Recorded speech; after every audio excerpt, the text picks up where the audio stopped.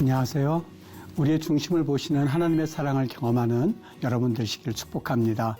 쉽고도 정확하게 그리고 알차고 재미있게 하나님의 말씀을 가슴 깊이 새기는 시간 소문난 성경교실의 이성훈 목사입니다.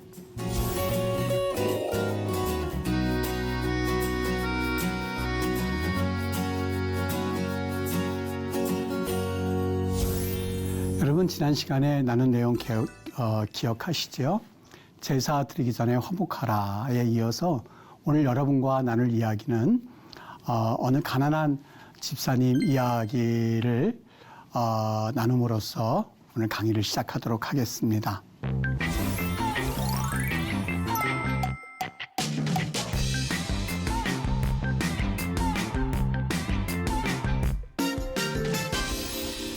여러분 제가 오늘 강의를 시작할 때에 인상에 남는 그러한 이야기가 있습니다.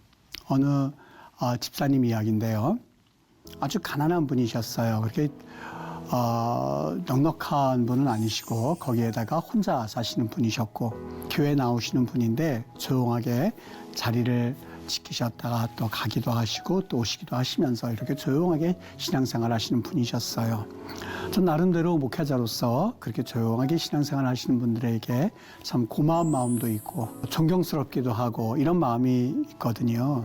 아마 대부분의 목회자님들께서 가지는 마음이실 겁니다. 조용하게 자기의 자리를 항상 지키시는 분이셨어요. 근데 어느 날 이분이 지나가시다 저에게 하셨던 말씀이 기억이 납니다. 목사님, 제가 능력이 없고 그리고 가진 것도 별로 없어서 목사님께 큰 도움이 되지 못하는 것 같아서 얼마나 죄송한지 모른다라고 하는 말씀이었습니다. 한 번도 그분에게 저는 그러한 마음을 가져본 적이 없는데 목사 능력도 없고 또 가진 것도 없고 헌금을 많이 하는 것도 아니고 해서 참 너무너무 죄송하고 면목이 없다는 말씀을 들으면서 참 마음에 너무 아팠어요. 그분이 그런 마음을 가지시고 항상 목회자에게 또 그리고 다른 사람들에게 그런 마음을 가지고 계셨구나 생각하니 저는 오늘 강의를 통해서 그런 분들에게 위로의 말씀이 되었으면 좋겠고 그리고 또 하나님이 그분들에게 주시는 또 정말 귀한 말씀이 되기를 또 그런 강의가 되기를 바라겠습니다.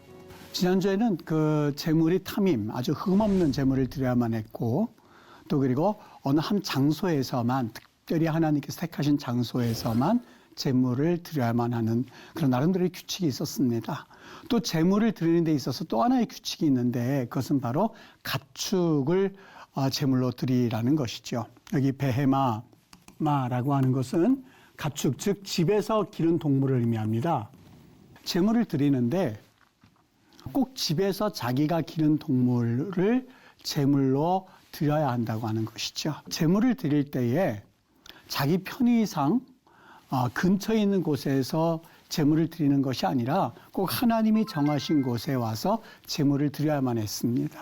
그러면 여기에는 여러 가지 장단점이 많이 있는데 예루살렘이나 실로나 아니면 우리가 노비 어딘지는 알 수 없습니다만 대충 노비 한 이 정도에 있지 않았겠는가, 예루살렘 근처에 있지 않았겠는가 추측만 할 뿐입니다.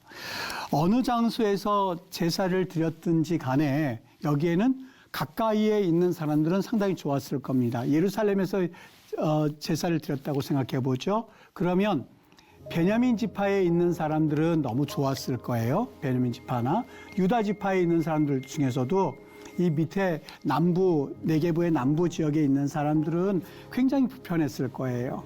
아마 북부 지역에 있는 네게부 지역에 있는 사람들은 예루살렘이 가까우니까 금방 갈 수가 있었겠죠.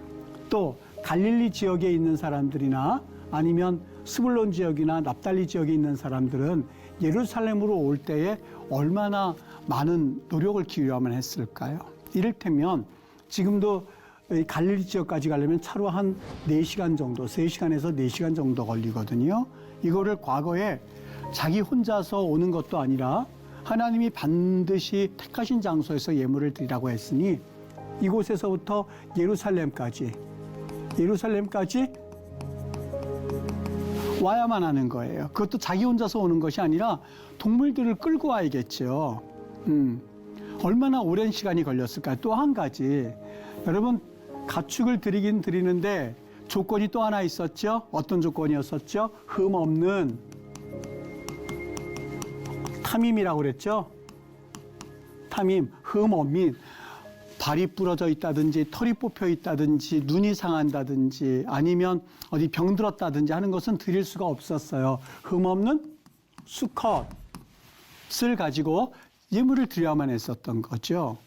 이 멀리 남부 네게브나 아니면 납달리나 이 스불론 지역에 있는 사람들이 예루살렘으로 오기까지는 차로 걸려도 한 5시간 정도 걸리는 거리거든요. 그를 와서 걸어서 제사를 드리러 와야 되는데 자기 혼자서 오는 것이 아니라 동물을 데리고 와야 합니다. 제물로 드려야 할 자기 집에서 기른 가축을 데려야만 하는 거거든요. 어떻게 해야만 할까요? 어떻게 해야 지혜로울까요? 동물을 제사 드릴 것 하나만 가져가서 낭패가 될 여지가 있어요. 먼 길을 오다 보니까 한 달이 걸릴지 그 먼 길을 오는 동안 자신이 제물로 드리기로 한 그 가축이 상하지 아니라는 보장이 없어요. 그러니 흠 없는 수컷, 그 제물로 드려야만 한 그 동물들을 어떻게 데리고 와야 될까요? 최소한 5마리 이상은 가져와서 그 동물이 중간에 다리가 삔다든지 아니면 병들어 죽는다든지 하는 것을 감안을 해서, 그렇지 않고 그냥 하나만 데리고 왔다가는 다시 집으로 돌아가야만 했거든요. 그러니까 자신이 하나님 앞에 제사를 드리기 위해서는 흠없는 수컷, 자신이 기른 가축 중에서 꽤 많은 양의 제물들로 바쳐야 될 동물들을 데리고 와야만 할 필요성이 있었던 거죠. 그래서 여기 보는 것처럼 가축으로 드려야 되고 집에서 기르는 동물이고, 그다음에 신명기 12장 5절에서 보는 것처럼 정해진 장소에서 제사를 드려야만 했고, 또 한 가지 이것을 다 충족하기 위해서는 동물들의 숫자가 좀 꽤 있어야만 하는 거죠. 그런 상태에서 제사를 드리는 거. 그러면 여러분, 이 제사의 의미는 무엇을 의미할까요? 제사를 한마디로 정의하라고 한다면 저는 그래서 첫 번째, 두 번째, 그다음 동물의 숫자까지 감안해서 보면 여러분, 제사는 어떤 형식이나 어떤 의식 이런 걸로도 우리는 많이 생각합니다만, 제사 그러면 한 단어를 생각해야 되는데 그것은 희생과 드림입니다. 제사의 의미는 한마디로 이야기한다면 희생과 드림이다. 그것이 제사다. 하나님 앞에서 우리가 예배할 때의 그 마음은 어떠해야 할지를 상징적으로 보여주지 않습니까? 단순히 예배 시간에 내가 예배에 참여했다는 그 의미라기보다도 그 시간을 통하여서 내가 하나님 앞에 드림의 사건을 경험하고 헌신의 사건을 경험하고, 그게 예배라고 하는 거죠.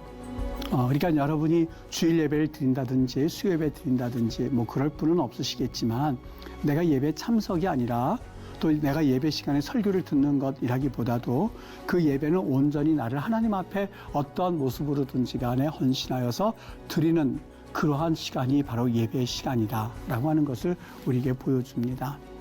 또 한 가지, 예배 가운데 제가 번제에 대한 말씀을 설명을 드렸습니다만, 지난 시간에 우리 화목제에 대한 이야기를 말씀을 드린다고 그랬어요. 여러분, 번제는 여러 가지 규칙이 있습니다.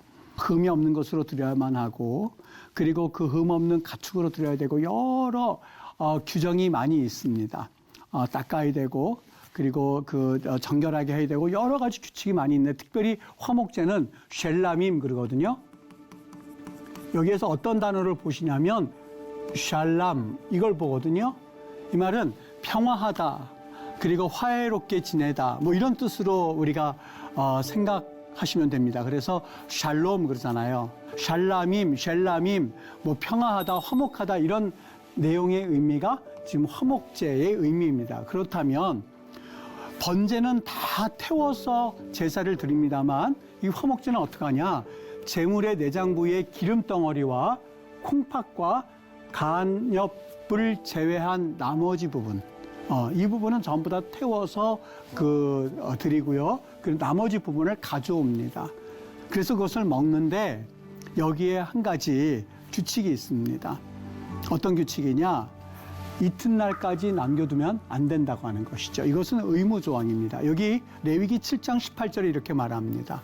화목제물의 고기를 셋째 날에 조금이라도 먹으면 그 제사는 기쁘게 받아들여지지 않을 것이라. 그 말을 로 예라째 하 마크리브라고 되어 있거든요.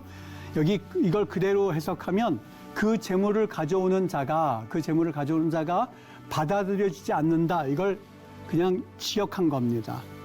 근데 여기 로라는 말을 통하여서 이 말의 뉘앙스가 뭐냐면 그냥 단순히 기쁘게 받아들이지 않을 거야 라는 의미라기보다도요, 절대로의 의미입니다.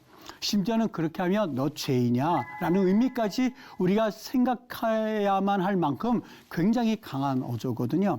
너 그렇게 하면 안 돼 이렇게 쓸 때에 여러분 무슨 의미일까요? 너 그렇게 하게 되면 내가 가만히 안 있을 거야 라는 의미가 되어 있는 것처럼요, 제사는 기쁘게 받지 않을 것이요 로 예라째 하 마크리브의 그 어감은요 굉장히 강한 어조입니다. 셋째 날에 고기를 셋째 날에 조금이라도 먹으면 너는 죄인이 될 거야. 너는 내가 가만두지 않을 거야. 라는 아주 강한 어조의 의미가 바로 이 단어입니다. 여러분, 왜 하나님께서 이 화목제에 대해서 이야기할 때 이토록 강한 어조를 뜨셨던 걸까요? 왜 그 이튿날까지 남겨두지 말고 셋째 날에 그것을 먹으면 하나님께서 가만히 있지 않겠다라고 생각할 만큼, 말씀하실 만큼 그렇게 강한 어조로 말씀하셔야만 했었던 걸까요? 여기 한 가지, 여러분 이것은 재물이 상하니까 남겨두지 말아라라는 의미일 그 이상의 의미입니다. 그 의미가 아니에요. 재물을 남겨두면 죄인으로 간주하고 네가 그 재물을 남겨두면 화목제의 근간을 흔들 만큼의 엄청난 사건이야라고 말하는 이유가 있습니다. 자, 한번 생각해 보지요. 여러분 소를 화목제물로, 소옷을 화목제물로 드렸다고 생각을 해보세요. 소의 내장과 그리고 기름덩어리는 다 태웠어요. 그리고 나머지 부분을 가져왔어요. 여러분 소를 대충 장정이 한 30명이 먹을 수 있다고 한번 생각해 보시죠. 물론 먹는 양에 따라서 뭐 40명도 먹을 수가 있고 뭐 50명도 먹을 수가 있겠습니다만 장정이 그 먹는 섭취량을 따져서 한 30명이 먹을 수 있다고 생각을 해보죠. 어느 가정이 화목제로 그 소를 잡아서 하나님 앞에 제사를 드렸어요. 다 태워서 그거 가지고 왔더니 그 소의 그 크기가 얼마나 큽니까? 그렇게 했어요. 근데 하나님께서 셋째 날 먹었을 경우엔 너희들 절대 안 돼라는 말씀을 해주셨어요. 그러니까 사실 화목제로 드리고 그 이튿날까지는 걸 다 먹어야만 하거든요. 남겨두지 말아야만 하거든요. 그렇게 하기 위해서는 어떻게 해야만 할까요? 일반적으로 유대인들의 가정에 사람 숫자가 많기는 합니다만 조금 전에 소를 30명이 먹어도 될 만큼의 분량이라고 그랬는데 10명이 아무리 먹어도 여러분 셋째 날 남을 거예요. 안 남을 수가 없어요.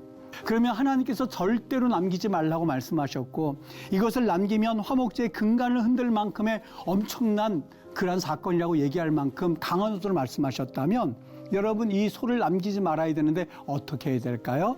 자기 가족만 가지고서는 이 소를 다 소진시킬 수가 없어요. 어떻게 해야 되겠어요? 내 이웃을 불러야만 하는데 그리고 아랫집 윗집 사람도 불러야 되는데 그 사람들과 혹시 원수관계인 사람들이 있다고 해보지요. 이 사람들도 원수관계에 있다고 생각을 해보시죠. 그리고 이 사람도 서로 좋은 관계면 모를 텐데 원수관계에 있다고 생각을 해보시죠. 이 사람들을 불러서 먹기는 먹어야 되는데 그리고 이 소를 없애긴 없애야만 하는데 원수라 한다 할지라도 하나님께서 그렇게 강한 어조로 말씀하신 이상 이들의 협조를 받지 않고서는 견딜 수가 없는 거예요. 왜요? 너 이렇게 남겼다가는 내가 너를 화목제의 근간을 흔드는 사람으로 이해할 거야 라고 할 만큼 강한 어조로 말씀하셨으니 원수 관계와는 상관이 없이 찾아가는 거죠. 김 집사님 왜 오셨어요? 오셔서 우리 화목제물 받았는데 그 소를 잡았는데 좀 같이 드시지요. 가는 거예요. 여러분 참 신기한 게요. 식사를 같이 하고 음식을 같이 나누면서 사실 사람이 친해지는 거거든요. 예수님께서 3년 동안 제자들과 함께 하셨어요. 그 예수님의 그 모습을 보면서 제자들의 모습을 보면서 한 가지 생각하는 것이 있다면 예수님과 참 친밀한 관계를 가졌을 것이다. 왜 그랬죠? 3년 동안 아침, 점심, 저녁 예수님과 같이 제자들이 했었던 것이죠. 식사를 같이 하면서 예수님과 더 깊은 교제가 있었던 것이죠. 예수님은 그 12명을 제자로 삼고 제자들은 예수님을 그분의 선생님 또한 그분의 주로 모시는 그런 관계로 형성되는 그러한 아주 소중한 매개체가 뭐다? 식사였었다는 것이죠. 여러분, 이웃과 해결해야 가능했고 원수와 화목해지는 길이었습니다. 그러니까 여러분, 화목제는 번제와는 달리 그렇게 까다롭지가 않아요. 번제는 흠이 없는 수컷을 가지고 와서 제사를 드려야 했지만 화목제는요, 약간 눈이 좀 잘못됐어도 그냥 제물로 드릴 수가 있어요. 다리가 좀 굽었어도 제물로 드릴 수가 있어요. 털이 빠졌어도 제물로 드릴 수가 있어요. 이게 화목제예요. 여러분, 화목제는 누구나 다 오라예요. 원수도 오라예요. 그래서 마태복음 5장 23절에 예물을 제단 앞에 드리려다가, 이 말씀은 물론 특별하게 제사의 종류를 말씀하고 있지는 않지만 우리에게 생각나게 하는 그러한 제물이 있지요. 제사가 있지요. 물론 그 먼저 가서 형제와 화목하고 이 이야기를 하기 위해서 이 말씀을 하시긴 하셨습니다만, 우리에게 화목 제물을 드리고자 하는 자의 본래의 마음은 어떠해야 한다는 것을 한번 보여주고 있는 말씀이지 않을까 하는 그런 묵상도 해봤던 말씀입니다.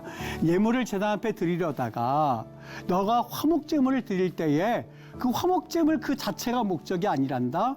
화목제를 통하여서 모든 사람과 같이 그리고 식사를 했었던 그것이 화목제였었던 것처럼 네가 제단에 드리려다가 정말 마음 가운데 형제와 원수된 것이 생각나거든 형제와 먼저 화목해라. 그리고 그 후에 와서 예물을 드려라 라고 하는 말씀으로 묵상을 한번 해봤었던 말씀이어서 여러분께 소개를 드립니다.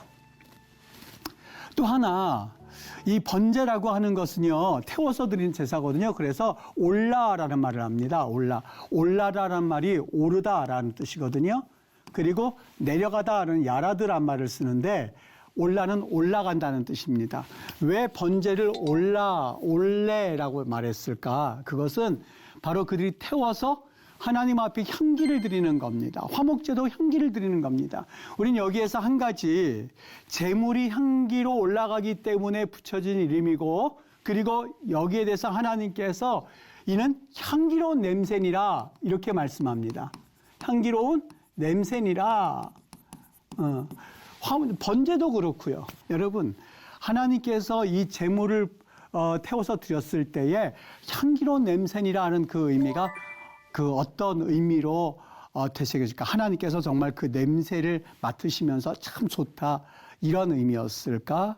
여러분, 번제로 드려지는 그 번제물이 향기가 난다라고 하는 것은 우리가 하나님 앞에 제물로 드려졌을 때에 예수님이 내 안에 계시고 내가 예수님의 안에 있는 그런 그리스도인으로서 우리가 예수님 믿는다라고 하는 것은 단순히 종교 활동을 한다는 그 의미 이상이라고 말씀을 드렸죠. 예수 믿는 사람은 거기에는 향기가 있습니다. 향이 있습니다. 무슨 향이 있을까? 이런 생각을 한번 해봤어요. 우리 예수 믿는 사람들은 예수님이 내 안에 계시고 내가 예수 안에 계시고 있다면 우리에게도 역시 냄새가 있어야 한다. 향기라고 표현하는데 어떤 향기일까? 바로 예수님의 향기가 나야 되지 않을까?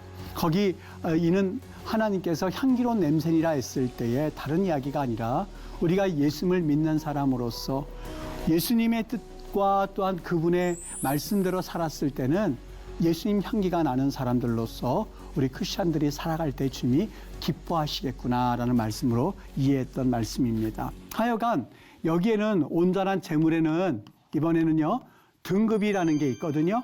무슨 얘기냐면 이렇습니다. 제물에는 종류가 있는데요. 흠없는 숫소라고 하면서 소를 제물로 드릴 때도 있지만 새라든지 곡식 제사도 가능했습니다. 여러분, 번제라고 해서 전부 다 제물만 드리는 것이 아니라 곡식도 제물로 드릴 수가 있었고 새도 제물로 드릴 수가 있었어요. 여러분, 어떨까요? 누가 숫소를 드리고 누가 새를 드리고 누가 곡식을 드릴까요? 당연히 재정적인 능력이 있는 사람들은 숫소를 드리게 될 거예요. 그리고 숫소를 드릴 수 있을 만한 재정적인 환경이 안 되는 분들은 세를 드리고 곡식을 드릴 수 있는 거죠. 예수님께서 예수님의 가족이 비둘기로 제물을 예루살렘에서 드린 그 내용을 가만히 생각해 보면 예수님의 가정은 그렇게 넉넉한 가정은 아니었음을 미루어 짐작해 볼 수 있죠. 그래서 레위기 5장 7절과 11절에 보면 그의 어린 양을 바치는 데 미치지 못하면 지은 죄를 속죄하기 위하여 산비둘기 2마리나 집비둘기 새끼 2마리를 여호와께로 가져가되 하나는 속죄 제물을 삼고 하나는 번제물을 삼을 것이다. 역시 속죄 제물로 드리되 속죄제인즉 기름을 붓지 말며 유향을 놓지 말아라 라고 하면서 제물의 종류가 있음을 우리에게 말씀해 주고 있어요. 자, 여기에서 양과 숫소와 순양을 드리는 경우도 있는데요. 이렇게 하면서 제물의 종류가 각각 재정적인 상태에 의하여서 드릴 수가 있는데 하나님께서 그 순양과 숫소만 원하시는 것이 아니라 재정적으로 어려운 사람들을 위하여서 비둘기나 곡식을 드리도록 그렇게 허락하신 우리 하나님의 마음을 좀 우리 한번 생각해 보시죠. 왜 하나님께서 그렇게 하셨다고 생각하십니까? 비록 재정적인 능력은 되지는 않지만 그리고 비록 숫소를 드릴 만한 능력은 되지는 않지만 하나님께서 비둘기도 인정해 주시겠다는 거예요. 곡식도 인정해 주시겠다는 거예요. 뭐가 중요할까요? 숫소가 중요하고 순양이 중요하고 비둘기가 중요하고 곡식이 중요하다가 아니라 정말 비둘기를 드린다 하더라도 나 하나님 앞에 정말 내 죄를 속함받고 싶어. 내가 순양을 드리기를 원하지만 이렇게 살만한 능력은 안 되거든. 그런 사람들이 하나님이 너는 안 돼. 하나님께서 금하신 게 아니었었어요. 길을 열어주셨는데 비둘기라고 하는 그 제물을 드림으로써 제사를 드릴 수 있도록 길을 열어주셨어요. 비둘기도 살만한 능력이 안 되는 사람들이 있을 거예요. 넌 안 돼가 아니라 하나님께서 그러한 사람들이 드리지 못할 만한 그러한 양으로서 곡식 제사도 하나님이 드리도록 허락해 주신 거예요. 그럼 창세기 4장 4절과 5절에 보면 아벨과 가인의 제물이 나옵니다. 사람들은 왜 가인의 제물은 하나님께서 받지 아니하시고 아벨의 제물은 받으셨을까라는 생각을 해볼 수가 있어요. 그런데 여러분 그 질문은 사실상 좀 어긋난 질문입니다. 왜 하나님께서 양의 첫 새끼는 받으시고 그리고 가인과 그의 제물은 받지 않으셨을까가 아니라 오늘 성경에서는 왜 제물이 아니라 우리가 초점을 맞춰야 될 것은 왜 여기 말씀하죠. 아벨은 자기도 양의 첫 새끼와 기름을 드렸으나 여호와께서 아벨과 그의 제물을 그러니까 아벨을 먼저 받으시고 그 다음에 그의 제물도 받으셨던 거예요.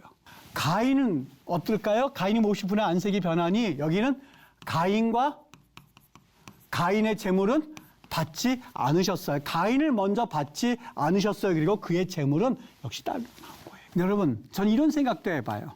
아벨이 곡식으로 드렸다 한다 할지라도 하나님께서는 아벨의 제사는 받으셨을 거예요.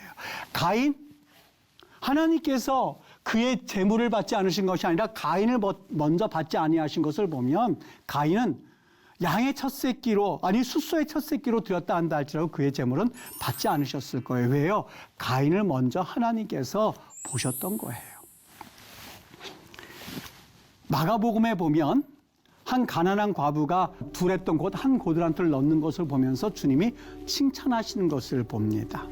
또 한 가지 사도행전에 보면은요, 아나니아와 삽비라 자신의 재산을 팔아서 절반을 드렸음에도 불구하고 조금 전에 보았었던 가난한 과부가 한 고드란트를 주님께서 칭찬하셨던 반면에 더 많은 재물을 드렸던 아나니아와 삽비라는 죽음에 이르렀습니다. 우리에게 무엇을 말씀해 주고 있는 것일까요?